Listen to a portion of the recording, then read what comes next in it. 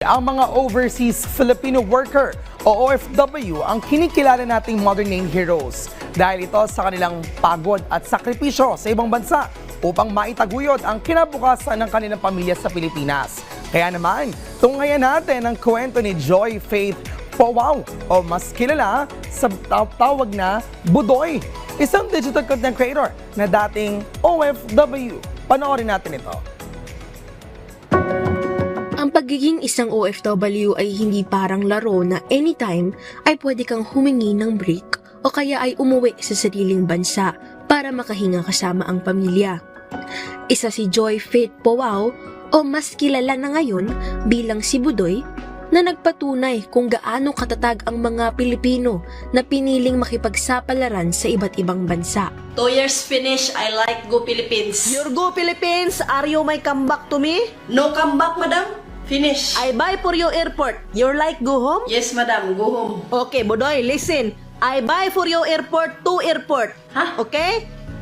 I buy for you to airport. Your may come back, I will climb up salary. Salary, climb up again, so many climb up. Understand?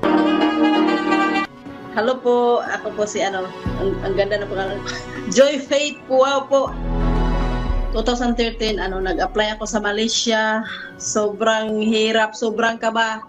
Lalong-lalo na kung first time mo pa talaga, basta sobrang kaba. Hindi mo maintindihan yung nararamdaman mo. Lalong-lalo na yung kinukuha ka na ng amo mo. Nakakatakot. Pinsan, nagluluto ako ng itlog doon sa kwarto ko gamit yung plansa kasi takot ako sa amo ko na makikita ako ba na nagluluto doon sa kusina. Kaya gumawa ako ng paraan, hindi ako makatulog sa sobrang gutom. Mahirap man ang kanyang pinagdaanan, ay nanatili pa rin si Budoy sa pagiging kwela at masayahin na nagtulak sa kanya upang pasukin ang industriya ng pagiging isang content creator. Oh baby, please can't you say, please come rescue me. Lala, what you say? Ilang taon ako isang katulong, parang walang nangyari sa buhay ko, parang walang nagbago kasi hindi sapat yung sahod. Kaya sabi ko, gusto ko talagang maging isang content creator. Baka ito na yung way para makauwi ako ng Pilipinas at saka makapag-ipon. Sa 8 taon na paninilbihan ni Budoy sa ibang bansa, ay masasabi niya na naging tulay ang pagiging isang content creator upang magbago ang daloy ng kanyang pamumuhay. Napakalaking tulong talaga ng social media sa buhay ko talaga. Kasi kung hindi ako nag-vlog, nandoon pa rin ako, nagkuskus. Napakahirap doon. Kaya sa mga mag-umpisa pa dyan, ituloy lang. Yung iba, umabot lang ng 1 month, hindi tumaas yung followers, hindi tumaas yung views, naghuminto, nag-surrender na, wag.